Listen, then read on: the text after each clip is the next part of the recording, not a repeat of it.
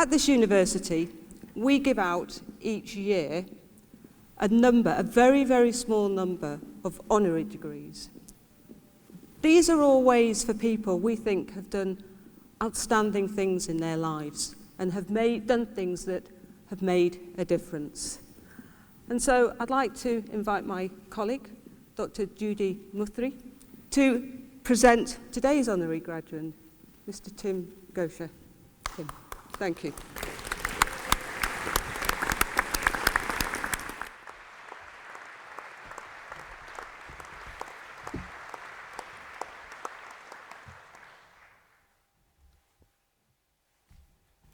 Pro-Vice-Chancellor, ladies and gentlemen, it is my pleasure to introduce Timothy Edward Gocher to you today. As you may know, in 2015, the United Nations General Assembly unveiled a new vision for transforming our world, and it adopted the 17 Sustainable Development Goals known as the SDGs. So the SDGs are a call to action to end poverty, protect the planet, and ensure that all people enjoy peace and prosperity. How to achieve these ambitious, very aspirational goals by 2030 can seem daunting until you meet and speak to Tim Gocher. His story is reassuring, and it helps us to understand the endless possibilities of making the world more sustainable when each one of us puts our hearts, our minds, and our souls to what we set out to do. Tim has had a very successful career working in finance and renewable energy for blue-chip companies like Deloitte in London, JP Morgan in New York, and energy giant UON.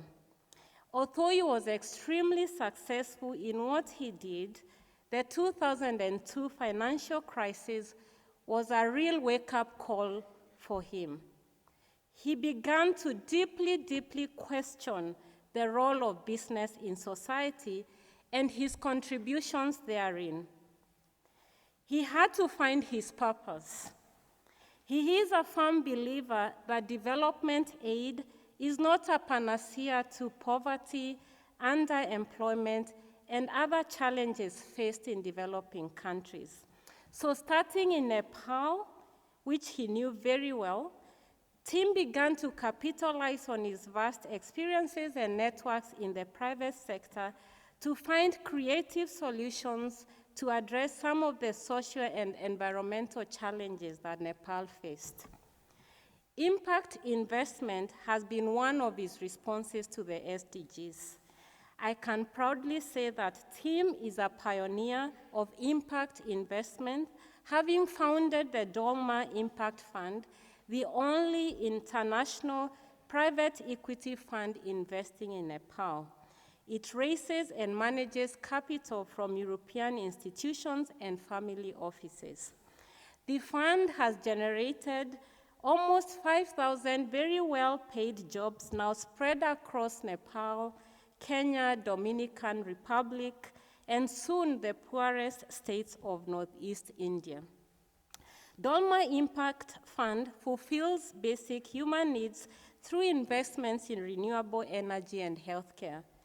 The fund also invests in cloud computing to provide opportunities for the brightest in Nepal and elsewhere to work on most exciting technologies of the future, including artificial intelligence and self-driving cars.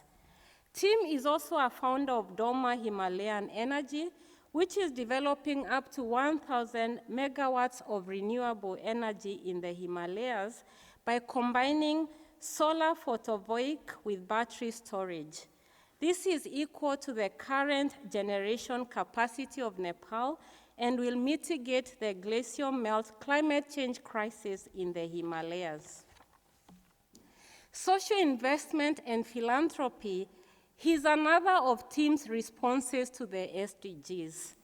He believes strongly that education is the most sustainable path to prosperity, and so in 2003, Tim founded Dolma Foundation, a UK charity working to educate the poorest and most disadvantaged children in Nepal.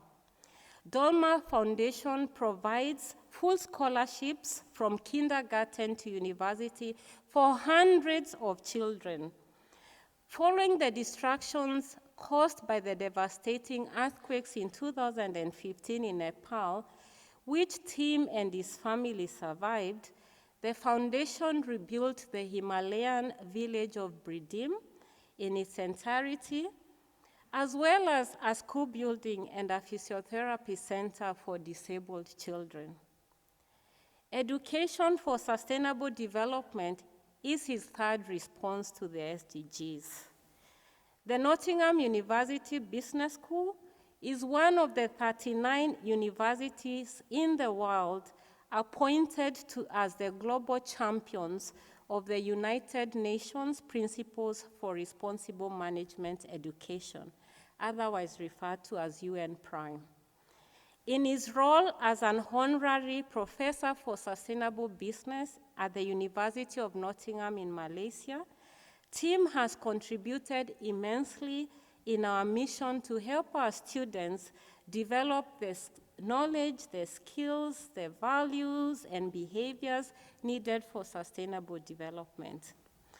These three responses are only some of the highlights of his journey to help build a more prosperous society.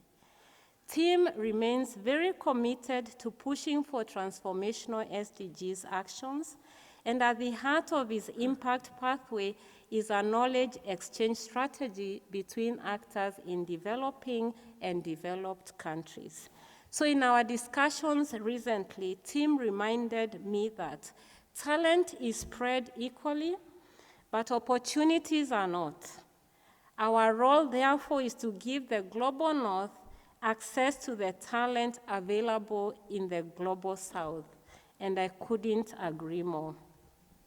So we are immensely proud of Tim's connections to the University of Nottingham and to the Nottinghamshire region where his mother, Elizabeth, was born and raised.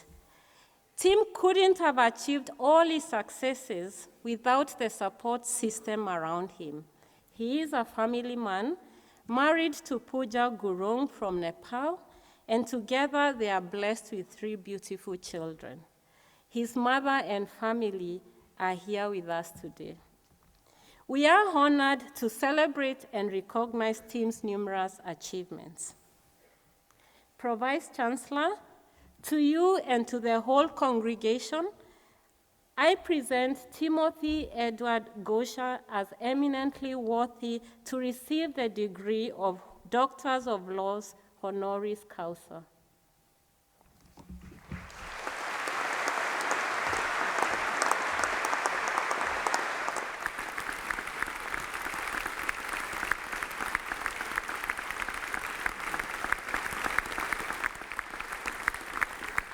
By the authority vested in my office, I admit you to the degree of Doctor of Laws honoris causa. Congratulations, Dr. Gocher.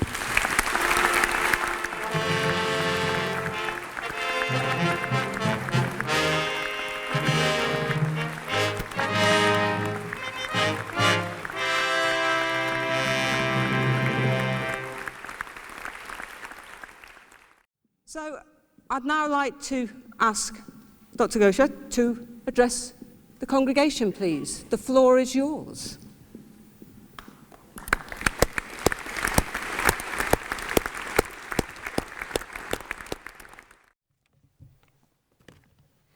Pro Vice Chancellor, graduates, ladies and gentlemen.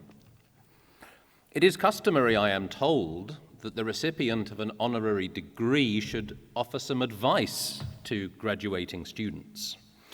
And so ambitiously, I am going to try to cover 3 of the world's most important topics, all in the next 5 minutes.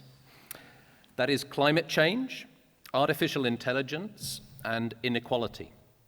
And these are all issues with which I am personally involved. You, as graduates of the University of Nottingham, are well equipped with your technical educations to enter a workforce where it's guaranteed disruptive innovation will be part of that. But you don't just have your technical skills, you have your values. The values embedded in you by this university, by your families, and by your communities. As you rise through your careers, as I know you will, and your decisions impact more and more people, I can tell you it's your values that will guide you just as much as your technical education. And I'd like you to think about that as I talk about those three issues. First, climate change. Everyone's familiar with the Paris Accord and the global rush to reduce average temperature rises. But I'm going to focus on one of the many immediate climate change crises happening today.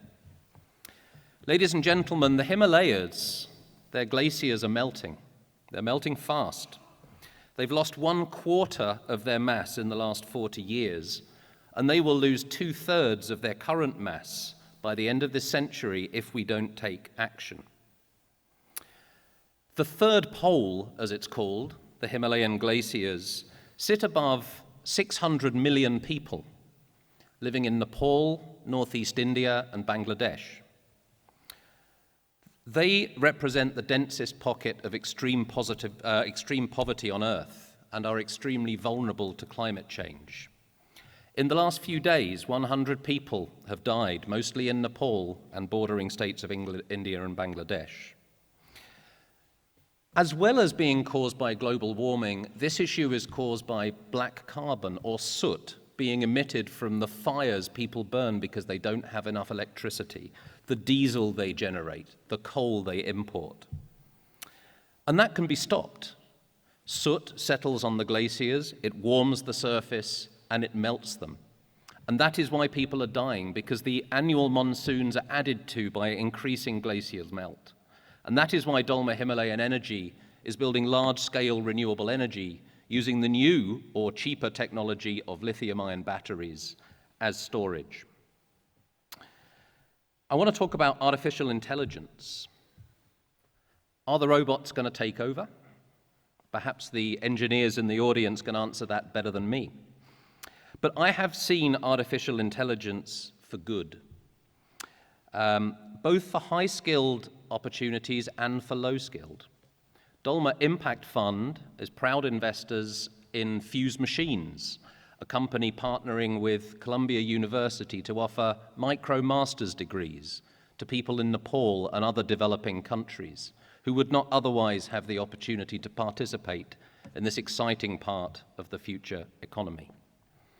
We also invest, and I also sit on the board of a company called Cloud Factory, offering currently 5,000 jobs to people in Nepal and Kenya who are doing the big data science for self-driving cars. They are clicking frame by frame on every road, photograph every stop sign, every traffic light, and that work takes millions and millions of person hours, and they are therefore brought into the global economy. Finally, inequality. With what joy did I just watch the confident smiles march across that stage into their futures. And yet, part of my mind was focused on the faces of my many friends in poorer parts of the United Kingdom, or indeed in Nepal, who do not have the support system, did not have access to the education to participate in the global economy. We are facing a problem as the new economy becomes more and more technical and requires more and more skills and confidence to access. And increasingly, many people cannot do that, cannot participate. We must solve this. There are two things we can do. We can improve education for the poorest in our own countries and in the poorest countries. We can introduce continuous education through great universities like this. But we can also be leaders, ladies and gentlemen. We can also have a vision. Who will set the businesses that will solve bits of climate change, bits of inequality, and bits of the human experience which you perhaps could? Essentially, I'd like to mention something my friend says. Are you a ladder up or a ladder down person? As you achieve through your career and you feel successful, do you pull the ladder up from under you, or do you let it down and help others climb up? I know you will be ladder down, but we must help others, and we must remember them at these times of great success. Dolma Foundation, our non-profit organization, is investing in education for the poorest, and I personally am dedicated to lecturing, not just at the University of Nottingham and London Business School, but also to universities in Kathmandu. So, with that, I would really just like to say thank you to a few people. Thank you to the University of Nottingham. Thank you to Graham Kendall and all my friends at the Malaysia campus who have helped me become a better teacher. Thank you to those at the Dolma Group, perhaps listening in on the live stream in their office in Kathmandu. But especially thank you to my family. Thank you to my wonderful wife Pooja and to my children. Thank you to my mother from Nottinghamshire, born and bred, who is here today. And as a slight aside, Joe, who did the incredible organization for today's event, said to me, "Your hotel is 5 minutes away. Would your 80-year-old mother require a car?" I said, "Well, she plays county-level tennis for Essex. I think she will be fine." Her family is also here, my auntie Rosemary, from close by Mansfield in Nottinghamshire. But the big member of my support network that can't be with us is my father. He was the one who pushed me the most, and he left us in November 2017. And so I dedicate this honor to my dad, Raymond George Gocher. That just leaves me to say, graduates, congratulations on this incredible achievement, and remember, keep that ladder down. Thank you.